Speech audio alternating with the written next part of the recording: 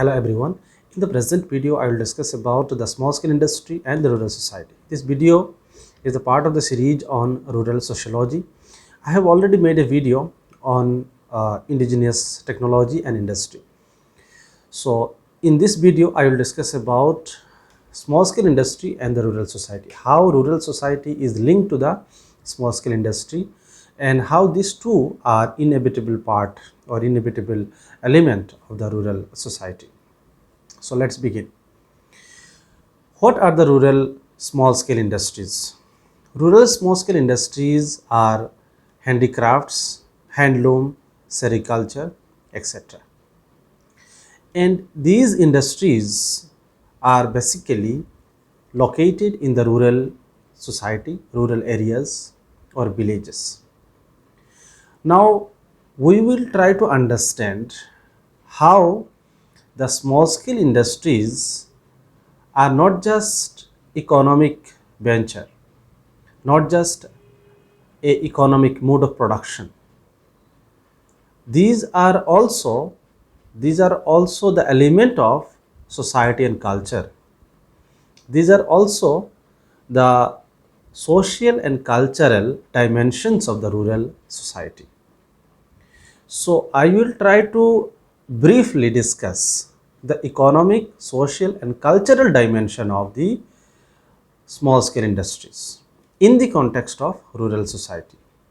As we know, rural and urban society is mainly differentiated on the basis of the economy, society and culture.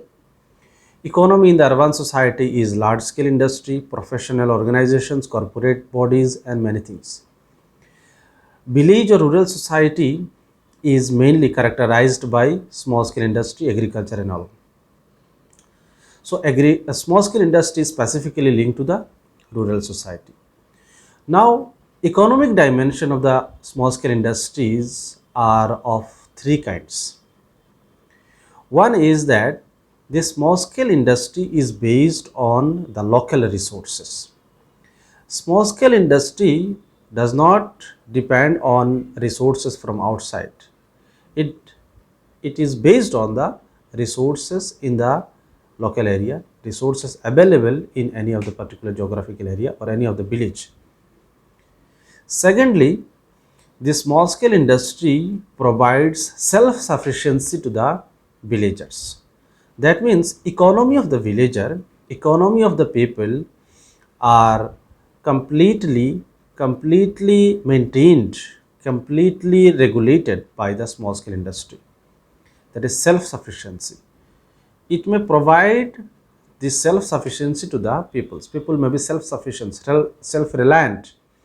They may not be dependent on any other economic mode of production or any other society or any other the places or market. And third is the sustainability. The development process or economic process is sustainable in nature. It does not create any disastrous effect on the environment, on the land, on the resources. Rather, it recreates, regenerates the nature. That's why it is sustainable. So these are the three various aspects of the economic dimension of small scale industry. But question is how far these dimensions are now in practice. How far these dimensions are now in operation. How far these dimensions are completely in action in the rural society. If we give if we take the reference of Indian rural society or rural society Northeast India, we will find people today in the rural society are not completely self-reliant, self-sufficient. They have to depend on the urban areas, industries, large-scale industries for their livelihood. That means these small-scale industries are not able to provide sufficient income, sufficient wage, sufficient wealth to the people. They are not able to maintain their livelihood, so they are now bound to depend on the urban industries, urban areas. Sustainability is also under the question because the resources are now being misutilized. Resources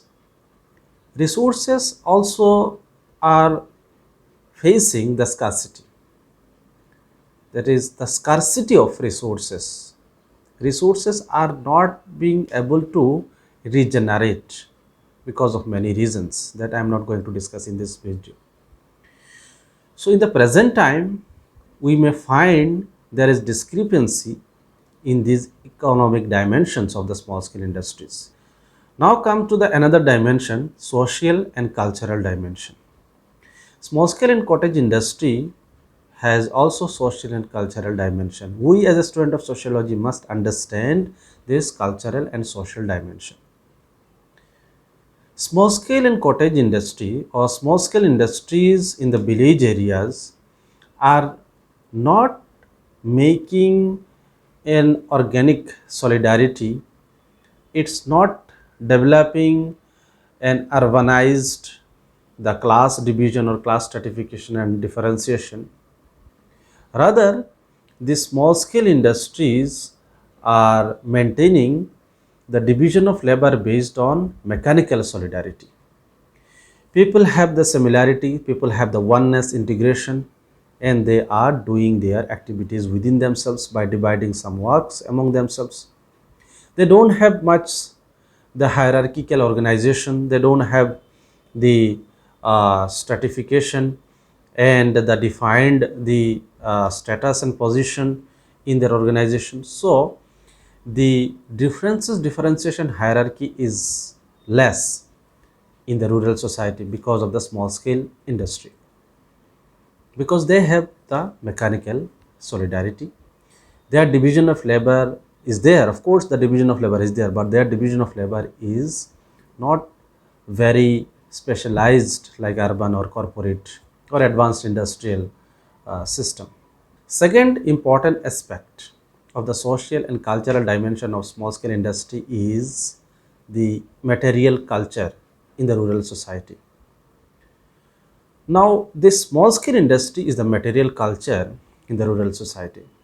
And this material culture of the rural society is very integral, very important and significant, because this material culture is ensuring their livelihood, their the living and their entire system of adaptability within the society. So peoples in the rural society are maintain able to maintain the life, the livelihood through this small scale industry. So this small scale industry can be considered as a material culture of the rural people. And this material culture is derived from the society itself. It is not from outside, it is not imposed upon them, rather it is originated from them. It is originated from their own indigenous knowledge and culture. So that is why it is not just an imposed the culture. It is rather derived from their own society and culture. Third aspect of the social and cultural dimension of the small scale industry is its its drive for social integration.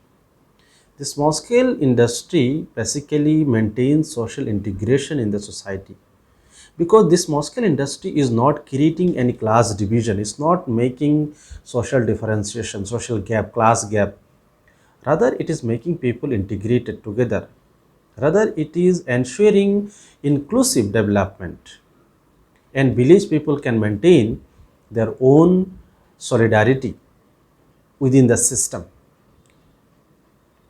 So these are the various aspects of the social cultural dimension of the small scale industry. So I have here discussed about economic, social and cultural dimension of the small scale industry.